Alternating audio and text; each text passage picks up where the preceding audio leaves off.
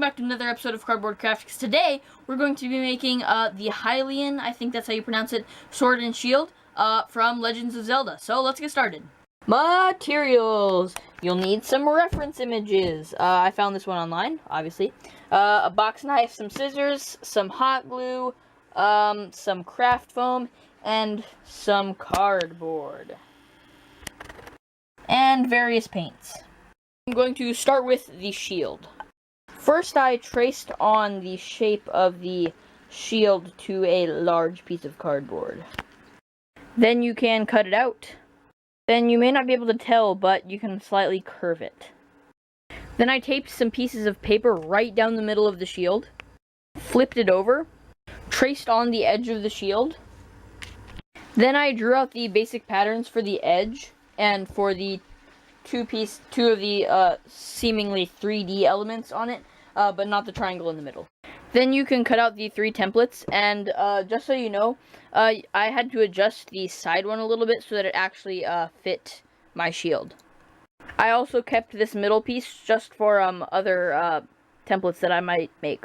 And you can take those templates and cut them out on foam, and you also might have to adjust the templates to fit both sides if you need to. Then you can spray paint the shield blue and the pieces silver. Then you can glue on the rim, but not the pieces that go on the inside yet. Then you can trace the bird pattern onto this piece of paper. I saved this from when I made the templates for the rim and middle pieces. I also made a pattern for the Triforce in the middle. Then you're going to want to cut out the Triforce, as well as the thing that surrounds it, which I then spray painted silver. I also cut out the bird pattern, and then I laid it on here, and then I'm going to tape it down a little bit, and you have to make sure that the edges of your template are lined up with the very middle of the shield.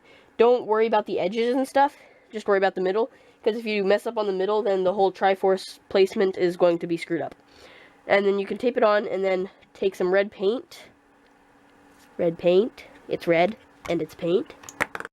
So this is what the setup looks like before I paint it red. So here is the dried hawk falcon thingy-ma-ding. And just an FYI, it's best to take off the template before the whole thing dries, or otherwise paper dries on with it, and then you have to fix that up and paint over it, and it's a pain in the neck. And then you can glue all the other stuff on, and as well as some handles. This next part is optional for the shield. However, I would recommend it because it's going to make your shield look a lot nicer. So first off, you can take some thumbtacks and put them on the shield here, here, here, here, and here, and eventually one here. I also then cut out a piece of foam that's going to go right here because of that crack, and also for another thing. I drew on the pattern that goes up there, and then take my Dremel with this little bit. I don't know if you can see that or not, but it's like a little wind turbine or something, which I then used to engrave the drawing that I put on earlier, which I then spray painted silver and glued on. Now for the sword. Take some cardboard, then you can cut out the basic shape of the sword from that cardboard, without the crossbar, by the way. Actually, never mind, we're actually going to do this out of foam board instead of cardboard, because it seems a little flimsy. So now I have this, a much cleaner looking, not so flimsy foam board base. Then take some craft foam, and glue some on both sides. Then take a Dremel, and you can use it to sort of sand down the edges of the foam. Then take some more foam, and cut out 2 pieces to go onto the skinny part of the blade. Like that. Which you can then spray paint blue, like I have done. Then I created a half template for the hilt. Then you can trace it onto some foam board. Then you can cut out the middle section so that it fits on. Like that. Then cut out 2 hilts out of foam. Then you can draw out the pattern on them and engrave them in with a Dremel. You can then paint all of the hilt pieces blue and the blade of the sword itself silver. Then you can glue all of them on. However, you might have to do a little adjusting. I had to adjust mine a little bit. I had to cut them and glue them back and glue them like I did this piece, and this piece, and cut them all and glued them all separately. Sorry if you couldn't see that.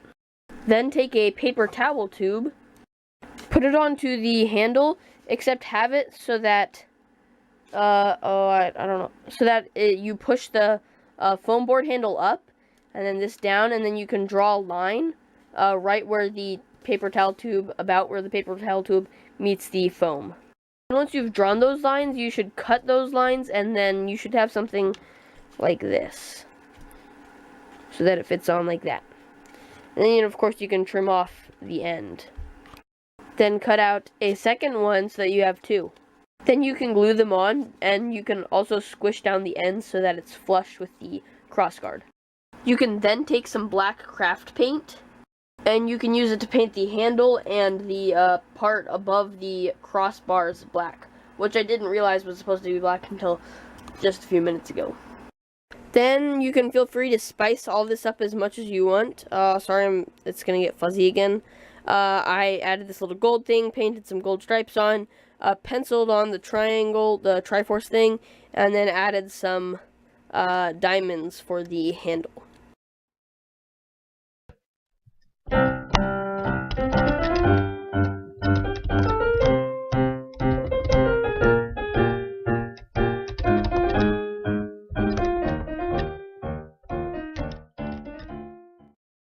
You guys have enjoyed this episode of Cardboard Craft. If you want to see some of my other videos, you can check them out beside my ears. And as always, don't forget to leave a like and subscribe!